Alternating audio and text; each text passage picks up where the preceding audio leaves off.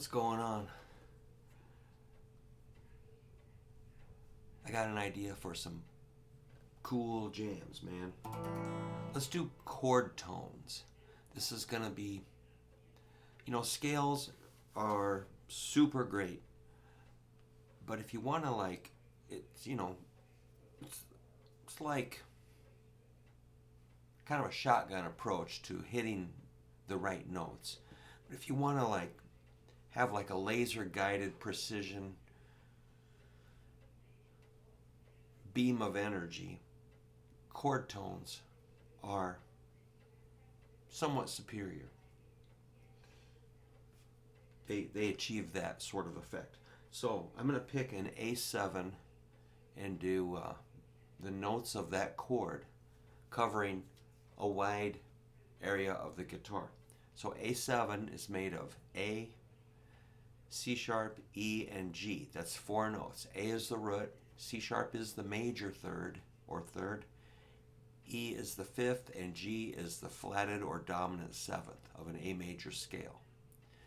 And that's just the truth. That's a formula, a chord formula. So that seventh sound is kind of like, it's got an edge to it.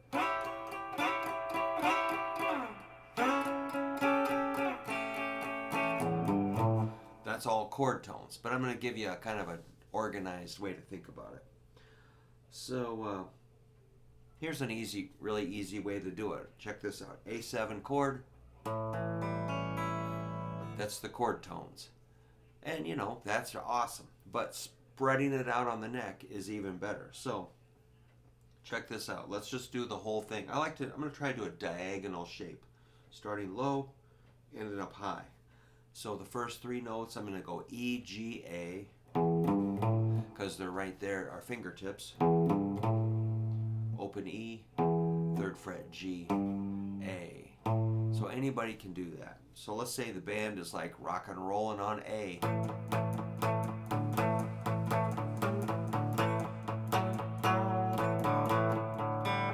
And you're like, that's going to work. E, G, A, or A, G, E. It sounds like A, C, D, C, T, and T, but that's a different key. So get used to E, G, A.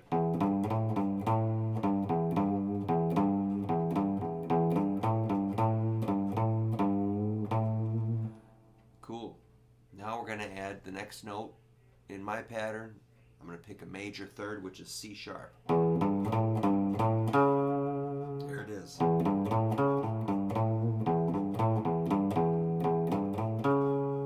That's 4th fret, 5th string. And you can always come back to your chord. Check that A7 sound.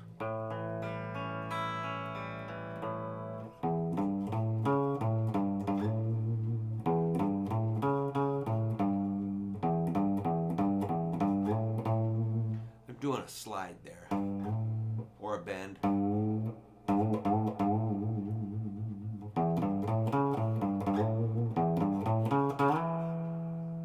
There's another E at the 7th fret, 5th string. E, G, A, C sharp, E. Good to sing it.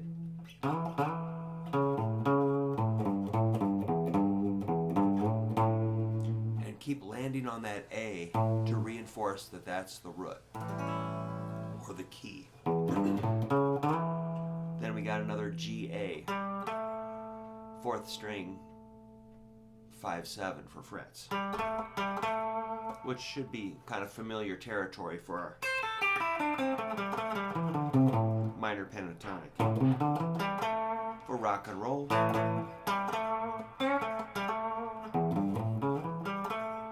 Cool. Now we're going to throw in another major third, the C sharp. So remember, you got a choice. You can make it minor or major. If you want to make it an A minor 7, just flat that third. But let's not get too crazy here. I always kind of light up my face on that major third. It's so happy. Versus the minor third. So that's kind of like dramatic demonstration of the effect emotionally. Then we got another flatted, or no, a fifth at the 9th fret, 3rd string. Starting to sound kind of wicked.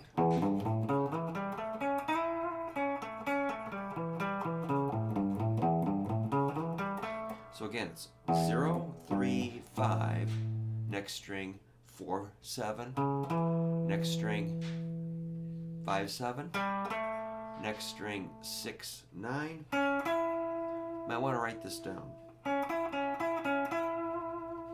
That's a 5th interval, E.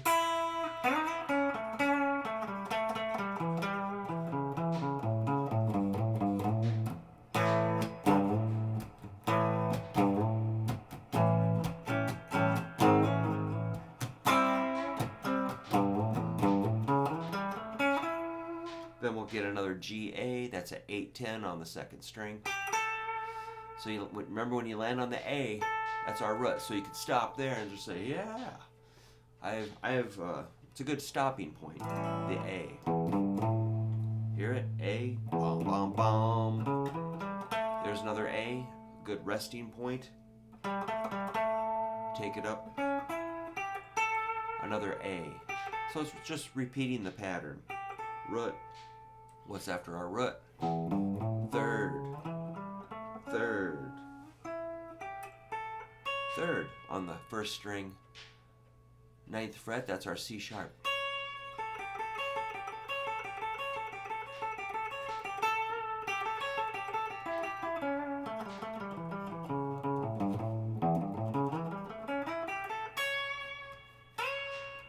Then the 1st string, after the 3rd, we go up to the 5th, which is E, 1st string, 12th fret.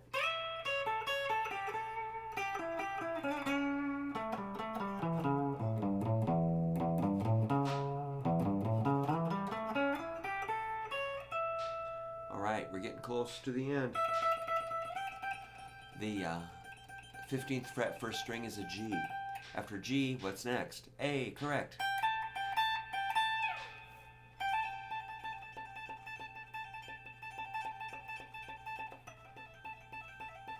That's A, G, A.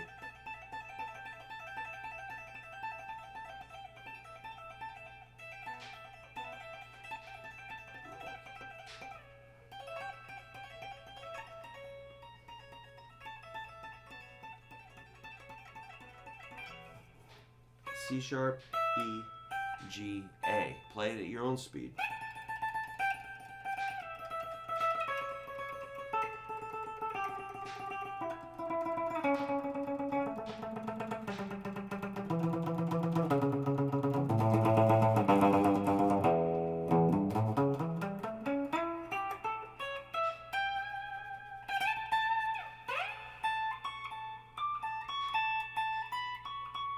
And then our C sharp is at the, what is that?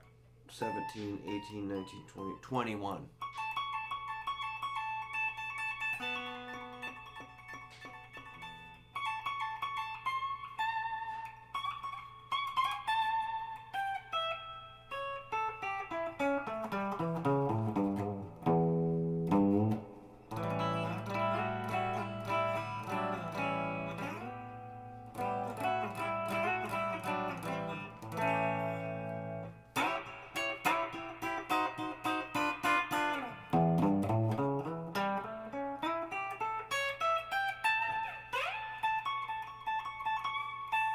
And remember, you can modify this. I mean, you can add more or skip things. You don't have to do it exactly like that. You can modify it. That's the point. Is I'm just trying to get you rolling there, get you started, get your ear trained to hear that stuff. So like, I was watching TV last night, and I was restringing a guitar, and I just, was listening to various commercials, or I don't remember what we were even watching. We could hear clearly that some commercial for some song is like an E.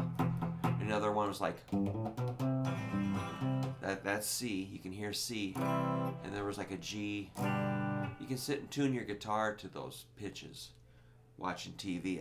That's how I learned, watching TV, MTV or commercials or cartoons.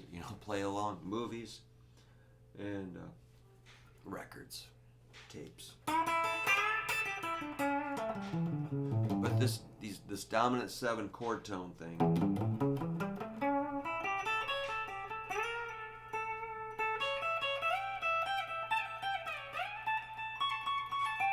You can do it on any chord. You can. I call it projecting that chord out all over the neck. It's also call it like put it in the blender and throw it on the wall and splatter it all over the neck. But you can do that with any chord. And so, like, if you had a chord progression that was A7, D7, E7, you could play it. Let me just give you. Here's A7.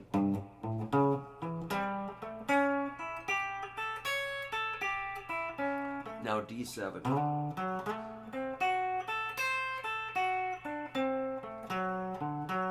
Here's E7.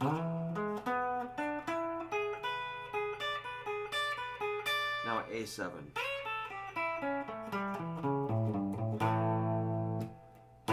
So you can play any chord progression, picking out the chord tones as an exercise. It does sound a little stiff, but that's how you learn to hit the right notes when you're soloing. You don't hit something that's completely, ear-wrenching and horrible. On the scale, you can stumble and maybe hit really good tones, but some notes really don't work. Like if you're doing your A minor pentatonic scale, that D note against an A chord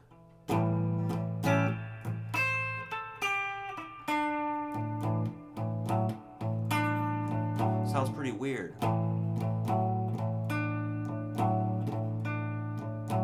Or C sounds kind of weird, but if you're doing chord tones,